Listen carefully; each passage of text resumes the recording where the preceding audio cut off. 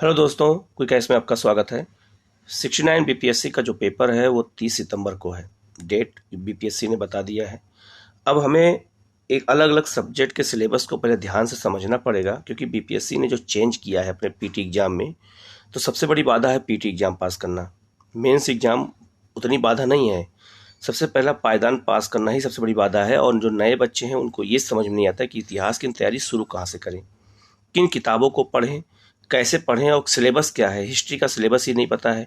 तो हमारे चैनल द्वारा हिस्ट्री, ज्योग्राफी, पॉलिटी सब का सिलेबस का हम डिस्कशन करेंगे बारी बारी से। आज हम लोग हिस्ट्री के सिलेबस का डिस्कशन कर रहे हैं कि 69 बीपीएससी के पेपर में, प्रीलिम्स एग्जाम में हिस्ट्री में कहाँ से तैयारी शुरू करें और हिस्ट्री के सिलेबस को कितने भागों में बांटा गया है और कहाँ से पढ़ें, जहाँ से क्वेश्चन बहुत डीपली जो पूछे जाते हैं वो पता चल जाए। जैसे ये क्वेश्चन इस बार आया था कि जो है गांधी जी को चंपारण सत्याग्रह के दौरान किसने बचाया था, बतक मियाँ ने। ये क्वेश्चन जल्दी कहीं मिलता नहीं है, किताबों में नहीं मिलता, लेकिन मिले कहाँ से? तो इसका मतलब है कुछ ऐसे तथ्य को खोज कर लाना पड़ेगा जो इतिहास में बिहार के स्पेशल इतिहास से पूछे जा सकते हैं। तो बहुत डीपली जा करके हमें पढ़ाई करनी पड़ेगी। और आज हम लोग पहले भारतीय जो इंडियन हिस्ट्री है उसके पूरे सिलेबस की चर्चा करेंगे और बिहार स्पेशल हिस्ट्री के सिलेबस चर्चा करेंगे, क्योंकि बिहार में इंडियन हिस्ट्री से क्वेश्चन आते हैं और साथ में बीपीएससी स्पेशल से भी क्वेश्चन आते हैं। और हम इस वीडियो में ये भी बताएंगे आपको कि इतिहास में डेट याद कैसे करें और किन किताबों को पढ़ें। तो वीडियो को अंत तक देखिएगा। हम सारा डिस्कशन करेंगे कि किन किताबों को पढ़ा जाए, इतिहास में इम्पोर्टेंट डेट को याद कैसे किया जाए, वो तरीका बताएंगे। हो सकता है कि आपको उसको लाभ मिले। ठीक है, तो हम लोग शुरू करते हैं। पहले बिहार में इतिहास के सारे सिलेबस को जान लेते हैं। पूरे सिलेबस का अगर हमारे पास रहेगा तो आपको आसानी रहेगी पढ़ने में। और ये सिलेबस आपको लिखने की जरूरत नहीं है। अगर आप चाहें तो हमारे टेलीग्राम चैनल को ज्वाइन कर सकते हैं। आपको वहाँ पर जो है इसका पीडीएफ मिल जाएगा। टेलीग्राम चैनल का लिंक इसी वीडियो के कमेंट में शेयर कर दूंगा, आप वहाँ से ज्वाइन कर सकते हैं और चैनल को जरूर सब्सक्राइब कर लीजिए। अभी तो आज ये पहली क्लास, ये मैंने आज केवल हिस्ट्री का डिस्कशन करूंगा। अगले वीडियो में ज्योग्राफी, पॉलिटी सबका डिस्कशन करूंगा कि क्वेश्चन कहाँ से ज़्यादा आ सकते हैं। और जब हमारे पास सिलेबस होगा तभी हम अच्छे से तैयारी कर सकते हैं। पहले याद रखिएगा, बिहार के इतिहास को इतने भागों में बांट के पढ़ना है आपको। ठीक है, बिहार के इतिहास को इतने भागों में कैसे, किन किन चीज़ों को कैसे पढ़ना है, पहले हम अलग से एक मैंने बता दिया है। जैसे प्राचीन भारत का इतिहास, यहाँ से क्वेश्चन आएंगे। इसका सिलेबस क्या है अभी डिस्कशन करूंगा। मध्यकालीन भारत का इतिहास, यहाँ से क्वेश्चन बहुत ज़्यादा आते हैं।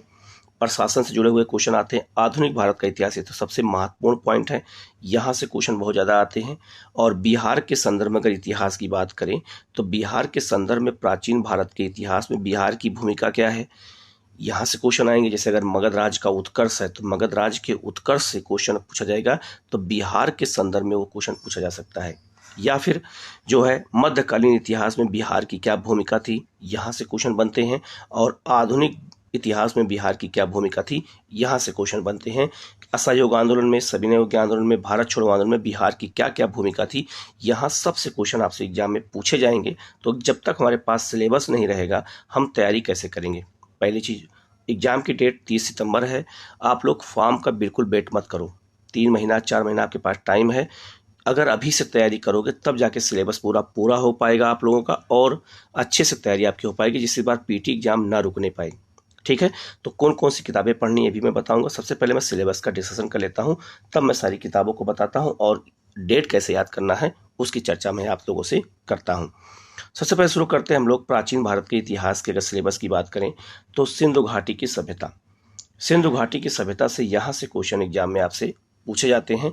पाषाण काल से भी क्वेश्चन आते हैं, उसको भी मैंने यहाँ मेंशन नहीं किया। पाषाण काल से भी क्वेश्चन आते हैं, लेकिन सिंधु घाटी सभ्यता से क्वेश्चन ज़्यादा आते हैं।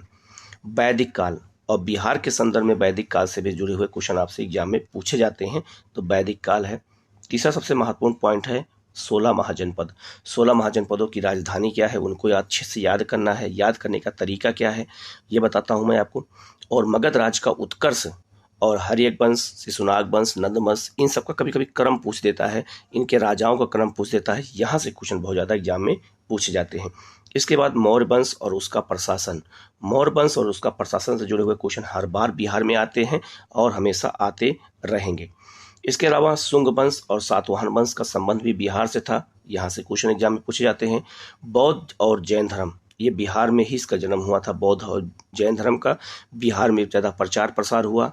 मगधी और पाली भाषा का और इस सब का प्राकृत भाषा का प्रयोग किया गया इन विचारकों द्वारा, इन महापुरुषों द्वारा। तो यहाँ से जुड़े हुए क्वेश्चन आपसे एग्जाम में पूछे जाते हैं। बौद्ध संगीति कब हुई थी, जैन संगीति कब हुई थी, तो डिटेल में जब इनको हम सिलेबस रख करके सामने पढ़ते हैं तभी हमको ये याद होगा। गुप्त वंश, यहाँ से क्वेश्चन बहुत ज़्यादा आते हैं। पाल वंश, बिहार में और बंगाल में पाल वंश था, यहाँ से क्वेश्चन ज़्यादा आते हैं। और संगम वंश में चोल, चेर और पांड, ये टॉपिक से क्वेश्चन बहुत ज़्यादा एग्जाम में पूछे जाते हैं। और चोल वंश और चोल प्रशासन से जुड़े हुए क्वेश्चन भी आपसे एग्जाम में पूछे जाएंगे। और प्राचीन काल में कौन कौन से मंदिर बने हैं, इन राजाओं ने कौन कौन से मंदिर बनवाए हैं, वो मंदिर कहाँ पर हैं और किस शैली के बने हैं, ये भी आपसे एग्जाम में पूछा जाएगा। ठीक है, अब हम बात मध्यकालीन भारत के इतिहास की करें तो मध्यकालीन भारत के इतिहास में जो है अरबों और तुर्कों के आक्रमण से हम यहाँ से शुरुआत करते हैं। तराइन के द्वितीय युद्ध से। दिल्ली सल्तनत के अंतर्गत हम लोगों को पढ़ना है गुलाम वंश, खिलजी वंश, तुगलक वंश, सैयद वंश, लोदी वंश। यहाँ के से क्वेश्चन पूछे जाते हैं इन राजाओं द्वारा किए गए काम से। और मुगल प्रशासन और दिल्ली प्रशासन से जुड़े हुए क्वेश्चन आपसे एग्जाम में बहुत ज़्यादा पूछे जाते हैं। ठीक है, इसके अलावा सल्तनत कालीन प्रशासन से क्वेश्चन आएंगे, मुगल वंश से क्वेश्चन आएंगे, मुगल प्रशासन से जुड़े हुए क्वेश्चन आएंगे, शेषा सूरी और उसका प्रशासन से जुड़े हुए क्वेश्चन आपसे पूछे जाएंगे। ठीक है, क्योंकि शेषा सूरी का संबंध बिहार से भी है, सासाराम से है, जो है चुनार से है यूपी में, तो उसका संबंध है, तो यहाँ से क्वेश्चन हमेशा आते हैं। इसके अलावा बिहार में अफगान राज्य, भक्ति आंदोलन और सूफी आंदोलन से जुड़े हुए क्वेश्चन भी एग्जाम में पूछे जाएंगे आपसे। इसके बाद है आधुनिक भारत का इतिहास। आधुनिक भारत के इतिहास के अंतर्गत यूरोपीय कंपनियों का भारत आगमन जो हुआ था, पहले पुर्तगाली आए, डच आए, अंग्रेज आए और फ्रांसीसी आए, और उनका बिहार में क्या संबंध रहा है, यहाँ से जोड़ के क्वेश्चन आपसे एग्जाम में पूछे जाएंगे। बंगाल के नवाब और ईस्ट इंडिया कंपनी से जोड़ के क्वेश्चन आपसे पूछा जाएगा। ब्रिटिश शासन का भारतीय अर्थव्यवस्था पर क्या प्रभाव पड़ा है, यहाँ से आपसे क्वेश्चन पूछा जाएगा। रैयतबाड़ी, महलवाड़ी और जो है जमींदारी व्यवस्था से जुड़े हुए क्वेश्चन आपसे पूछे जाएंगे, क्योंकि बिहार के संदर्भ में वहाँ पर ये देखा जाता है, तो आपसे ये क्वेश्चन पूछे जाएंगे। इसके अलावा 1857 के विद्रोह से क्वेश्चन हर साल बिहार के आते ही हैं। भारत में जनजातीय विद्रोह से क्वेश्चन आते हैं। भारत में किसान आंदोलन से जुड़े हुए क्वेश्चन बहुत ज़्यादा पूछे जाते हैं। बिहार में मजदूर आंदोलन से अंग्रेजों के समय शिक्षा का विकास, यहाँ से क्वेश्चन बिहार में ज़्यादा पूछे जाते हैं। इसके अलावा अंग्रेजों के समय भारतीय समाचार पत्रों का इतिहास। अब देखिए, पूरा सिलेबस जब हम पढ़ते हैं तभी हमें पता चलता है कि क्वेश्चन कहाँ से आए हैं और कैसे हमें इसको देखना है। तो एक एक पॉइंट को अगर हम समझेंगे तभी हम अच्छे से तैयारी कर पाएंगे, क्योंकि कंपटीशन बिहार में बढ़ता जा रहा है और बिहार का पेपर भी कठिन होता चला जा रहा है। लेकिन एक बात और ध्यान दीजिए आप लोग, मुगल काल के क्वेश्चन रहेंगे, ये मत सोचिएगा कि एनसीईआरटी ने हटा दिया है तो हट जाएगा, क्योंकि याद रखिएगा सिलेबस का जो बनाया जाता है वो बीपीएससी द्वारा और उसको प्रूफ किया जाता है विधानसभा के द्वारा। इसलिए आप एनसीईआरटी से, विधानसभा से कोई मतलब नहीं है। यहाँ हिस्ट्री और के सारे क्वेश्चन आपसे पूछे जाएंगे, जरा भी भ्रम में मत रहिएगा। भारत में सामाजिक धार्मिक सुधार आंदोलन, जिसमें ब्रह्म समाज जो है पढ़ना है हमें, आर्य समाज, रामकृष्ण मिशन, मुस्लिम सुधार आंदोलन, यहाँ से जुड़े हुए क्वेश्चन आपसे पूछे जाएंगे। अलीगढ़ आंदोलन, देवबंद आंदोलन, इन सब से जुड़े हुए आपसे क्वेश्चन पूछे जाएंगे। इसके अलावा कांग्रेस की स्थापना और उसके प्रमुख अधिवेशन कौन कौन से हुए, किस अधिवेशन को कौन अध्यक्ष थे, बिहार में कौन से अधिवेशन हुए हैं, ये जोड़ के आपसे क्वेश्चन पूछा जाएगा। भारतीय इतिहास, भारतीय राष्ट्रीय आंदोलन से क्वेश्चन पूछा जाएगा। तो भारतीय राष्ट्रीय आंदोलन को 3 भागों में बांट के आपको पढ़ना है। प्रथम चरण में 1885 से 1905 तक क्या घटनाएं हुई हैं, बंगाल विभाजन तक। फिर इसके बाद द्वितीय चरण में 1905 से 1919 की क्या घटनाएं हुई हैं, और तृतीय चरण में 1919 से 1947 तक क्या क्या घटनाएं हुई हैं। यहाँ से क्वेश्चन आपसे पूछा जाएगा आज़ादी तक। ठीक है, तो ये पूरा फेज है, 3 फेज में हमें पूरा इतिहास पढ़ना होता है, तो यहाँ से क्वेश्चन आपसे पूछा जाएगा, और इसको राष्ट्रीय आंदोलन के नाम से जाना जाता है। इसके बाद बिहार के संदर्भ में आधुनिक भारत के इतिहास की बात करें तो याद रखिएगा 1857 का विद्रोह में बिहार की भूमिका, यहाँ से क्वेश्चन ज़्यादा आते हैं। भारत में जनजातीय विद्रोह, यहाँ से क्वेश्चन ज़्यादा आते हैं। भारत में किसान आंदोलन, चंपारण सत्याग्रह के संदर्भ में क्वेश्चन आपसे पूछा ही जाएगा। बिहार में किसान आंदोलन कौन कौन से हुए थे और उनके प्रमुख नेता कौन थे। कांग्रेस की स्थापना और बिहार की उसमें क्या भूमिका रही है, और 1885 से 1947 तक का जो आंदोलन हुआ है उसमें बिहार की क्या भूमिका है। यहाँ से जोड़ के क्वेश्चन आपसे एग्जाम में पूछे जाएंगे, और सारे सिलेबस का वीडियो हमारे चैनल द्वारा आप लोगों को जल्दी से जल्द उपलब्ध कराया जाएगा। बिल्कुल सिलेबस के अनुसार हम वीडियो आपको प्रोवाइड कराते रहेंगे। आप चैनल को जरूर सब्सक्राइब कर लीजिएगा, जिससे इस तरह की क्लास आपको लगातार मिलती रहे और आपका सिलेबस भी पूरा होता रहे। और लगातार हम टेस्ट भी हिस्ट्री का लेते रहेंगे।